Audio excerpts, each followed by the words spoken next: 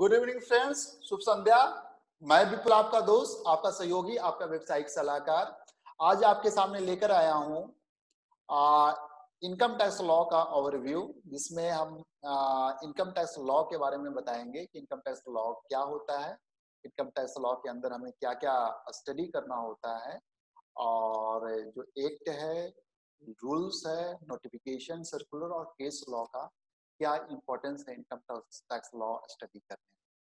यह वीडियो जो है लेवल 2 वीडियो है, जिसमें हम थोड़ा डिटेल में एनालिसिस करेंगे।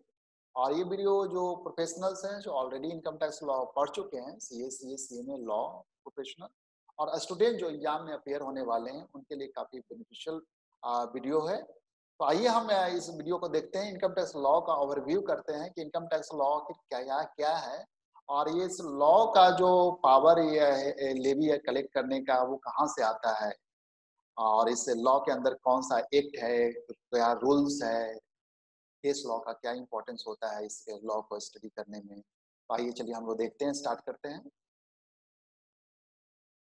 देखिए, कॉन्स्टिट्यूशन ऑफ इंडिया जो है, जो कहते हैं कि supreme law of the land है। जो सारा जो पावर है, जो हम कॉन्स्टिट्यूशन ऑफ इंडिया से डिराइव करते हैं। हर अथॉरिटी अपना पावर कॉन्स्टिट्यूशन ऑफ इंडिया से डिराइव करते हो, चाहे वो लेजिस्लेटिव हो, चाहे एग्जीक्यूटिव हो, चाहे जुडिशियल। तो कॉन्स्टिट्यूशन ऑफ इंडिया का आर्टिकल 265 में यह लिखा हुआ है कि no tax shall be levied और collected except by authority of the law. बिना अथॉरिटी ऑफ लॉ के आप कोई भी टैक्स लेविड या कलेक्टेड नहीं होगा। इसका मतलब है कि जो अथॉरिटी ऑफ लॉ नीडेड है, ठीक है, तो गवर्नमेंट जो लॉ फ्रेम करेगी उसी के अकॉर्डिंगली हम टैक्सेस को लेवी करेंगे।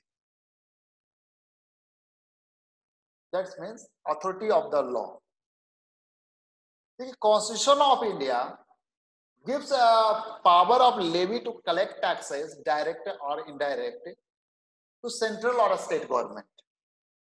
ये जो पावर जो दिए गए हैं लेवी कलेक्ट करने का, कॉन्स्टिट्यूशन ने किसको दिया है? सेंट्रल और स्टेट गवर्नमेंट को दिया है।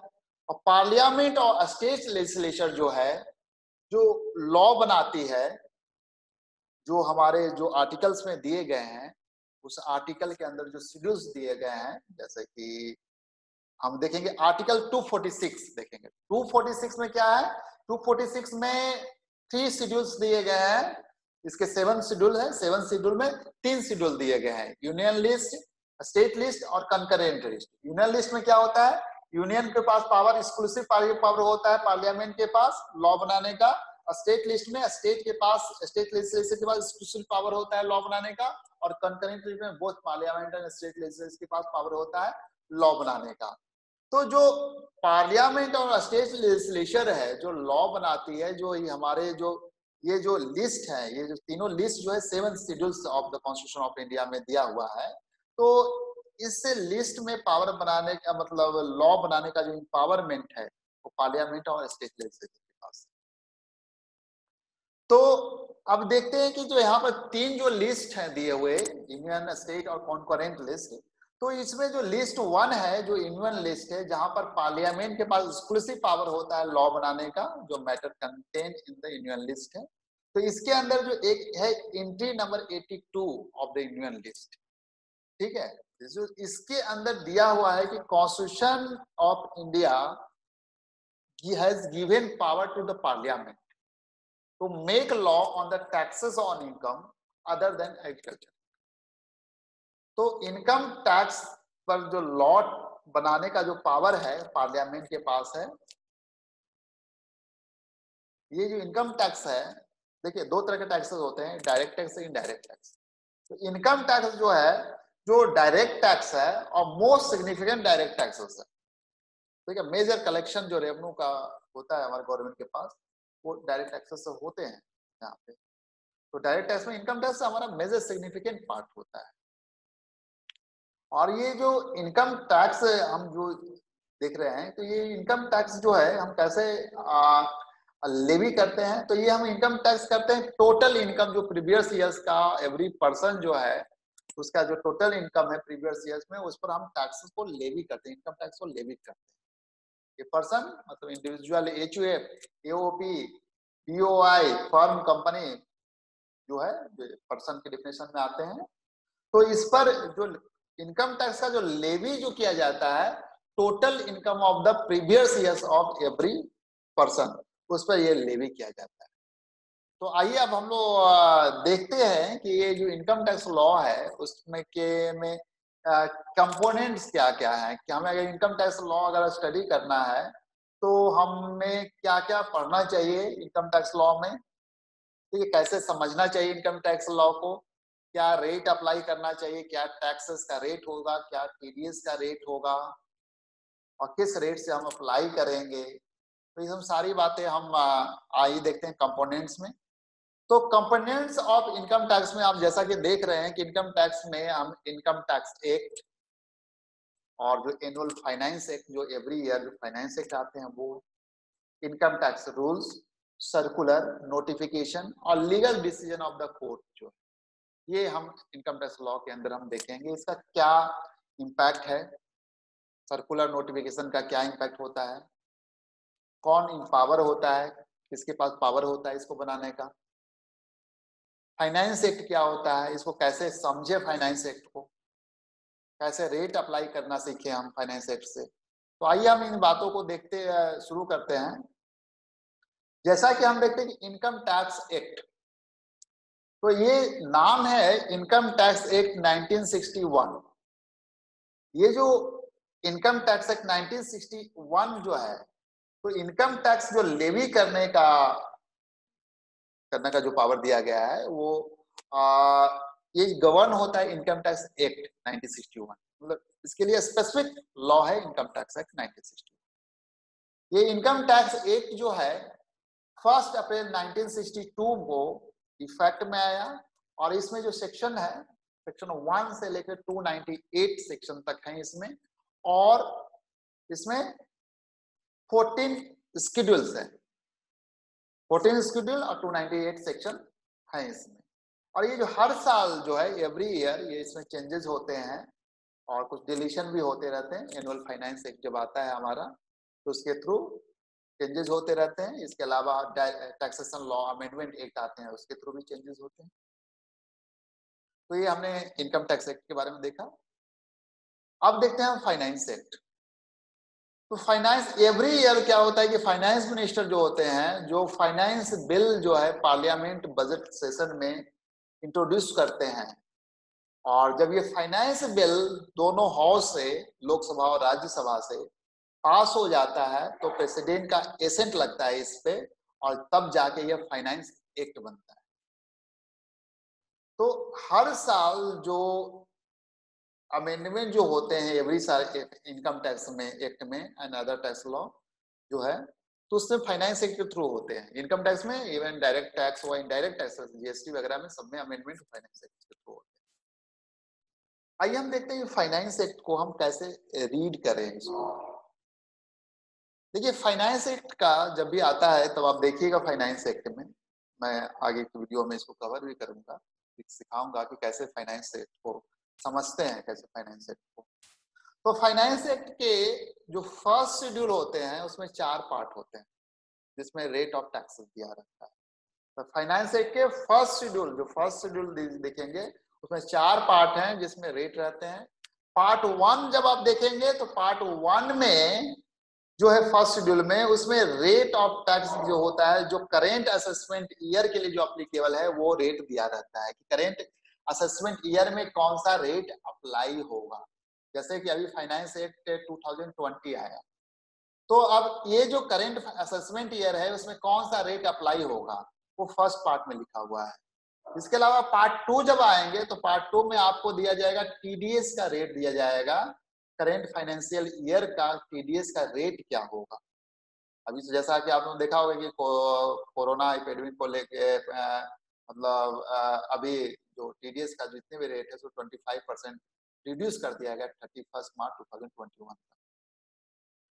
पार्ट 3 जो देखिएगा, पार्ट 3 में आप देखिएगा कि जो रेट्स जो है कैलकुलेशन, इनकम टैक्स जो कल से कैलकुलेट करेंगे सैलरीज पर्सन का इनकम फ्रॉम सैलरीज और एडवांस टैक्स कंप्यूटेशन कैसे करेंगे उसके लिए रेट दिया रहता है। वो पार्ट 3 में लिखा हुआ रहता है, पार्ट 3 में लिखा हुआ रहता है। और पार्ट 4 में क्या रहता है, रूल्स दिया जाता है computing of net agriculture income. तो ये हम फाइनेंस एक्ट को समझते हैं कि कहाँ से रेट हम फिक्स करेंगे, क्या रेट अप्लाई करेंगे करेंट असेसमेंट ईयर के लिए, टीडीएस क्या अप्लाई करेंगे, किस रेट से काटेंगे, और जो सैलरी पर जो हमारा जो टीडीएस काटने के लिए क्या रेट अप्लाई होगा, एडवांस डे कंप्यूटेशन के लिए क्या होगा, और एग्रीकल्चर इनकम को कंप्यूट करने का क्या रूल्स होगा। तो ये 4 पार्ट होते हैं फाइनेंस एक्ट का, जो हमें ध्यान रखना चाहिए रेट के लिए। अब आइए हम लोग चलते हैं इनकम टैक्स रूल्स में। तो जैसा कि एक्ट है, तो अब यहाँ पर रूल है, तो मतलब इसको जो डायरेक्ट टैक्स का एडमिनिस्ट्रेशन जो किया जाता है वो सीबीडीटी करती है। Central board of direct taxes है जो डायरेक्ट टैक्स का एडमिनिस्ट्रेशन करती है।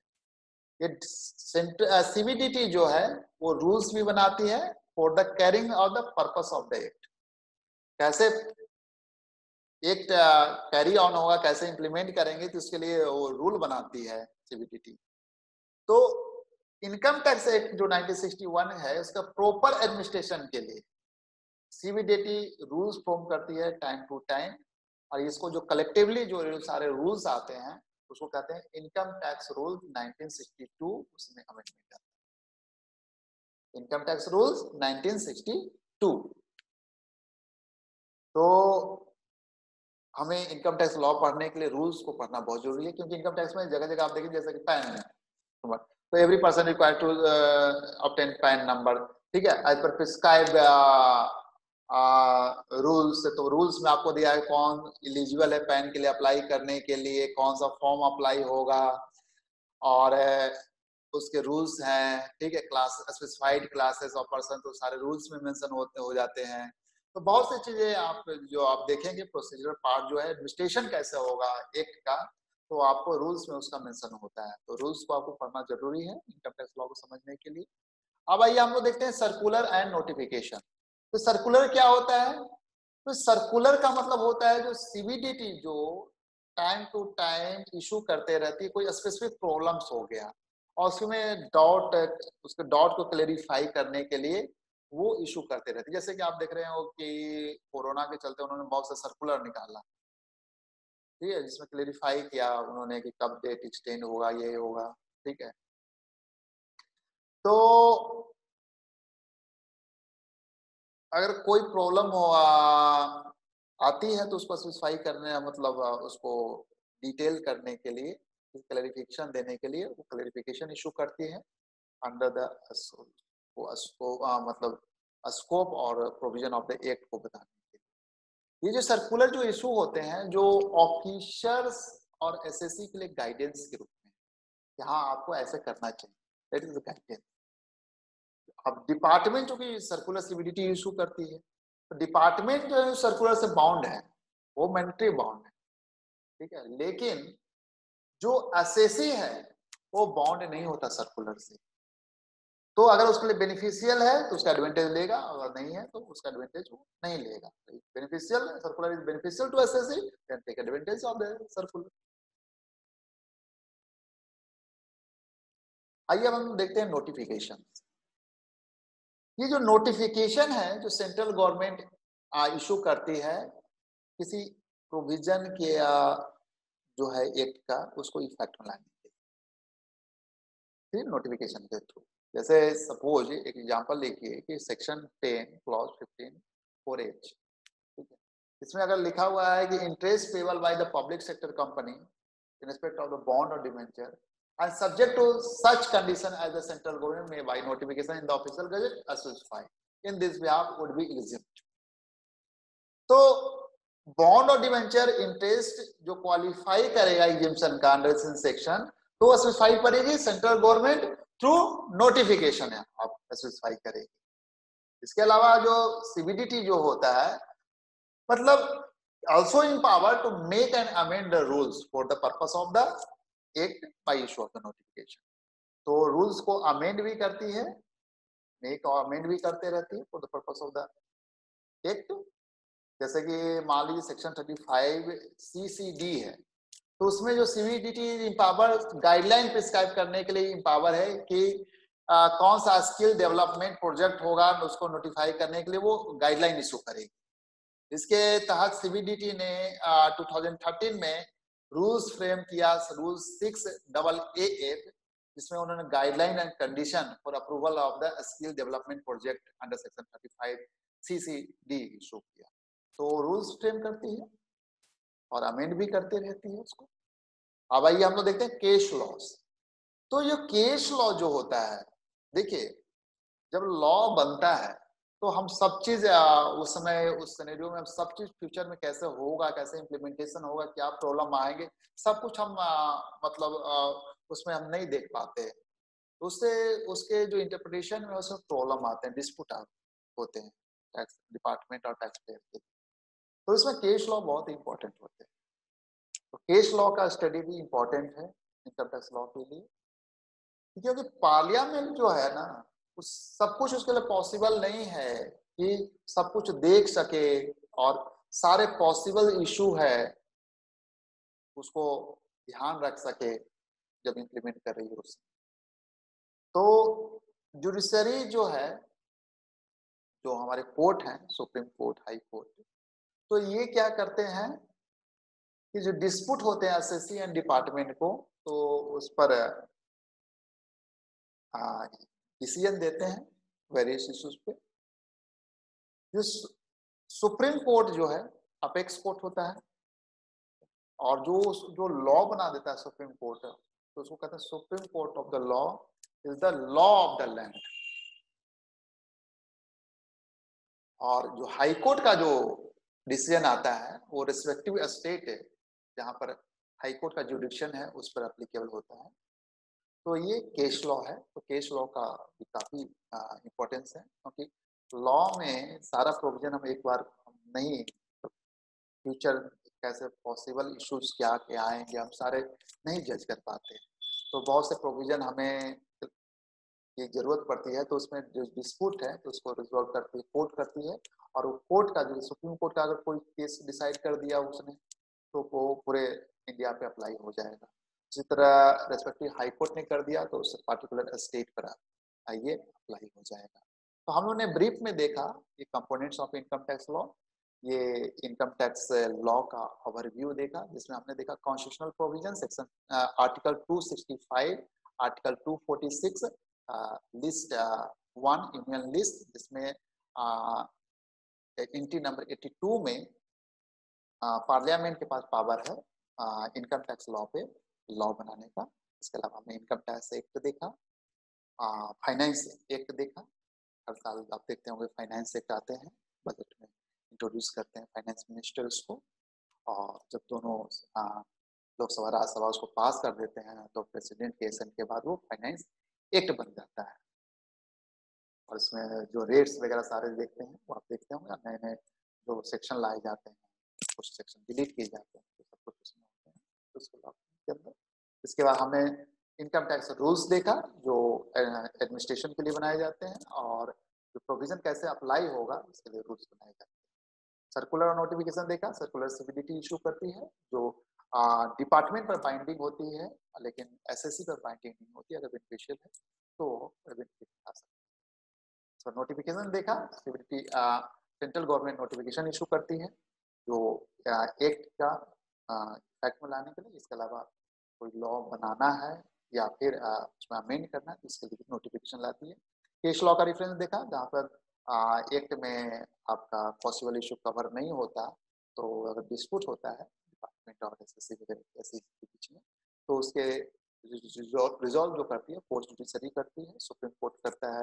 तो सुप्रीम कोर्ट का जो लॉ होता है पूरे इंडिया पे अप्लाई होगा, और जो हाई कोर्ट करता है उसका रिस्पेक्टिव जुडिशरी अप्लाई होगा। तो thank you so much for watching this video.